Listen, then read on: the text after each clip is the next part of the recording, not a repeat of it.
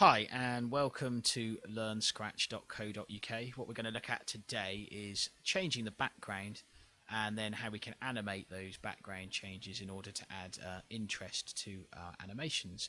So without any further ado, I'm going to go into Scratch, and as you can see I've already got a project open here with two objects in it, a cat and a crab, and so far I've animated a very simple conversation between them. If you're not sure how to do that, then I suggest you check out my earlier tutorial on basic Scratch animation. Or if you've got any questions, you can always leave a comment on this video, or you can contact me through the website. I'm going to start this so you can see what it does so far.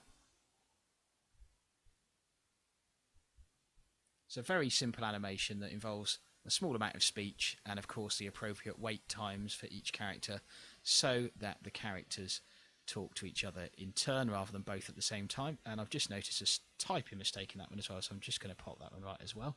So it should say all in a day's work, not all it a day's work.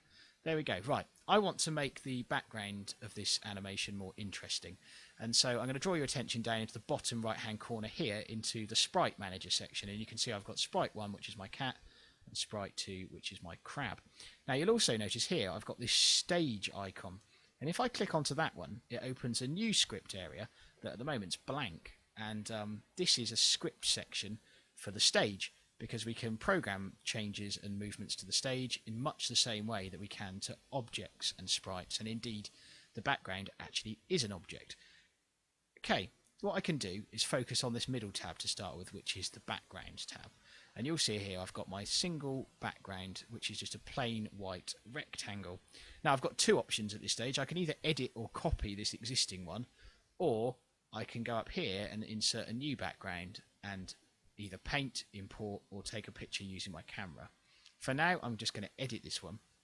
So I'm going to click edit, and this brings up the paint interface. Now I can paint anything I want onto here, whether it's a simple wash of colour using the fill tool, or something more complicated using a paintbrush or one of the other tools that I can create. And I could create anything I wanted in here. So just if you want to really quickly set something up, the paint tool is quite useful. However, it's not the most accurate thing. It's a bit like using paint in Windows. So what I'm going to do today is I'm going to import a background.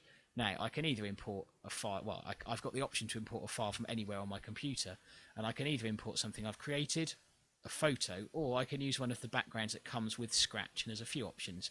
And I'm going to just choose one of these indoor ones, and I'm going to choose a bedroom. And there we go, there's my first background, and you see that appears straight away. I'm going to name it straight away because I can't stress enough the importance of being disciplined when you program, whether it's in Scratch or any other language, and making sure that you name things clearly and sensibly and as you do them. Otherwise, as your projects get more and more complicated, things can become very difficult to remember what does what and what is what. So it's very important that you name things. Now, one background on its own looks a lot better, but I think we can improve it by adding another one. So I'm going to import a second background, and I do that just by clicking the import button there, and I'm going to choose the clothing store. So now I've got two backgrounds. I'm just going to tidy that one up because I get a bit pedantic when it comes to capital letters. So I now have two backgrounds, and you can click between them there, so I can just change the background that I'm working with for my animation. However, what I want to happen is when I run my animation, I want my characters to start off talking in the bedroom about what they're going to do today. And then when they say I want to go shopping and they say let's go, I want to change to the clothing store background. Now I can do that just by clicking it, but of course I want to program it so it does it automatically. So what I first need to do is go back to my animation, just see how long it is in the animation until I want that background change to happen. And you see here the cat says hello for 2 seconds, then waits for 2 seconds, then says he wants to go shopping for 2 seconds, and then wait for 2 seconds before saying, wow, that was quick. And you'll see in my crab one, we've got the same, but this time wait for 2 seconds, hello, what do you want to do today for 2 seconds, wait for 2 seconds, and then let's go for 2 seconds. So 2, 4, 6, 8. I want my background to change after 8 seconds. So treating my background like any other object in the program, I'm going to bring in a green flag so that it starts to count when I start the program, when I click the green flag, and then I'm going to use a wait command.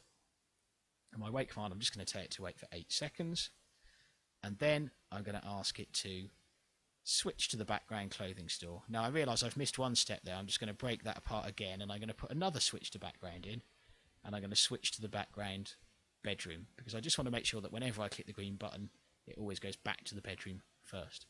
Right, now when I click the green flag, we should have a finished animation.